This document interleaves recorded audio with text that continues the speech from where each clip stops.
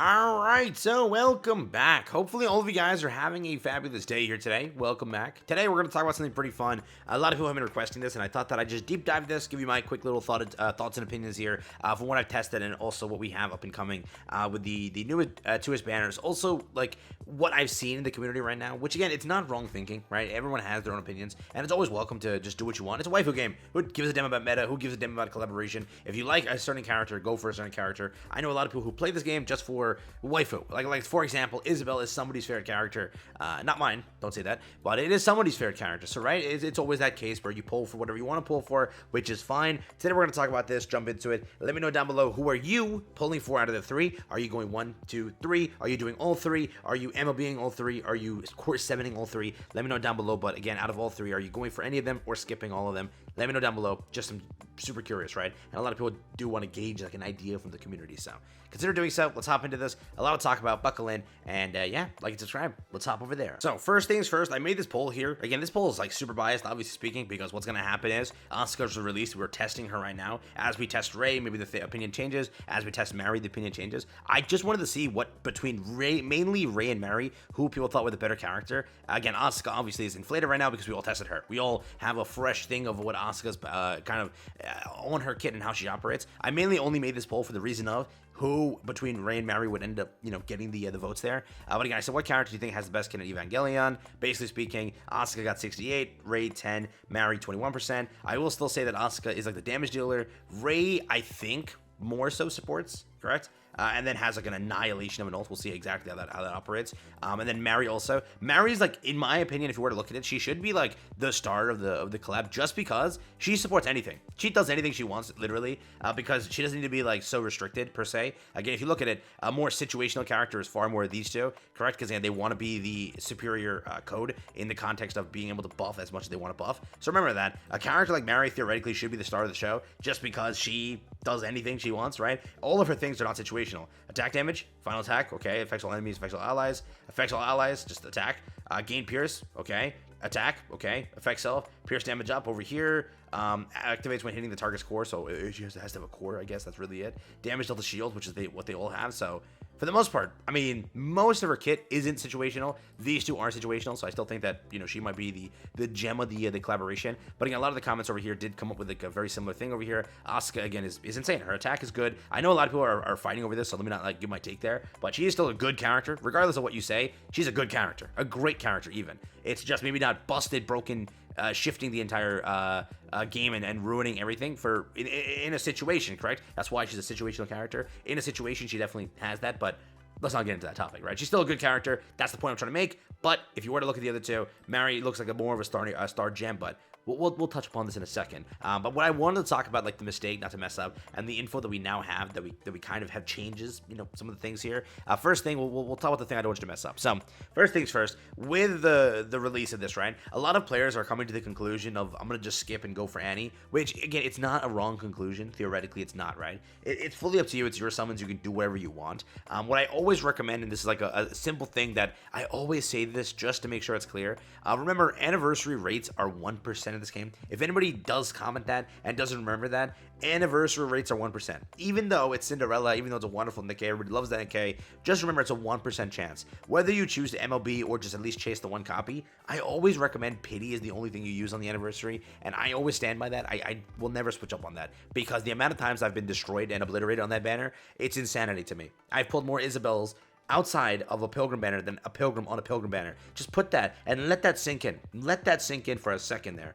But that's true. I always recommend to like build pity on other banners, and this is the thing that the community entirely recommends. So if you do want to just skip this collaboration, be my guest. It's fine. I do recommend to accumulate pity somewhere though, whether it be through this collaboration or up and coming. Try to accumulate pity and then go crazy on the anniversary. But again, if you want to just go crazy on the anniversary, it's fine. I do see that always that comment saying like, but go is a 1% for a new pilgrim, 1% for an old pilgrim, but then 2% outside of that. And again, if you think that, go for it. That is not wrong, yes, but remember, it's 2% for a collab character, 1% for a pilgrim, and then 1% for a standard character. So technically, the collaboration is more limited and better. But if you want to do it, be my guest. I'm just making it clear. I always recommend to build pity, use pity only on Annie, and always use summons here.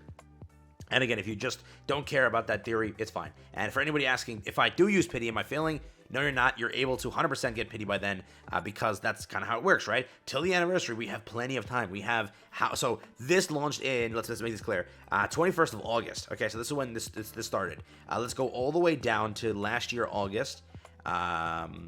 Here we go. So August, right? 21st. Let's say it's around here. Let's push it further. We have 3 weeks, okay, up until here. We have another banner up until here, another thing up until here, and then here. You basically have all of September to gain pity. You have all of October to gain pity, and the 70 to 80 summons they give you during the anniversary to gain pity. So you have all of that time to gain pity. Yes, the only thing is after this, just remember you go straight into like Christmas. So that's like the only problem. But you know, again, if you are pushing and doing everything, you should be able to probably gain pity till then. After that, it gets a little blurry, but we'll burn that bridge later on.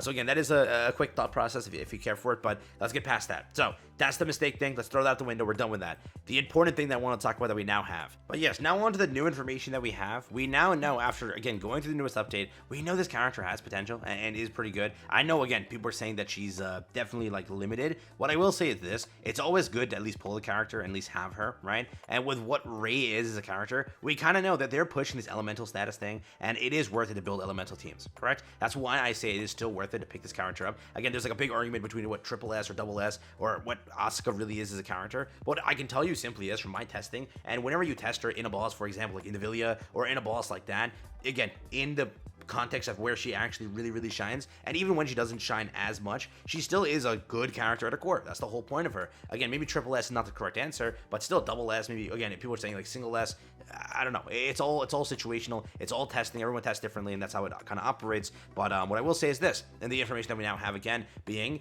Ray. Ray exists to be a character who will maybe help out Asuka. We'll have to see together how they do. Remember, her kit, what she does, correct? Let's quickly establish this. 30% up as the damage, again, for her strong element. 3 seconds. So in Invangelia's boss, let's use this for an example here. Wind code, right?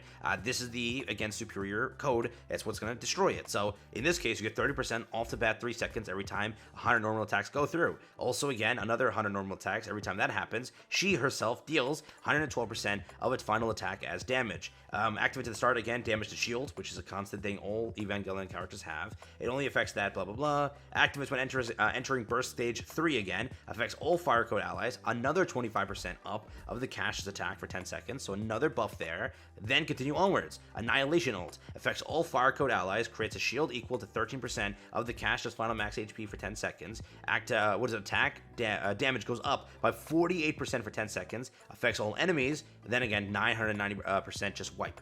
Correct? She's a really good character. So what I will say is this, regardless of what you're doing here, if you want to just wait and see. Maybe this duo has potential, and it always is good to see this duo forward in the future. If a fire code ally releases, and again, you have another fire code team you could build, who knows, correct? With everything that we have right now, again, we're still with this new update, we're still going through, we're still seeing, there is potential for this character, again, these two characters, to help people at least clear fully, or at least clear farther into Invangelion, or again, other solo raids in the future. I still think that, again, it's like similar to like ReZero. I think that people are also really overhyping over ReZero, saying like Amelia destroys everything, and now most players don't really use Amelia. It's the same thing that ends up happening. 2B82 had a lot of potential, and they kept on going for a while. They kept on going in solo raid. I still think that these characters will keep on going in solo raid. I think that Ram also, I think she still pops in here and there for solo raid teams, but that's kind of how things go, right? I think that these characters, again, in a right situation, they have potential. Outside of the situation, obviously, again, we are not being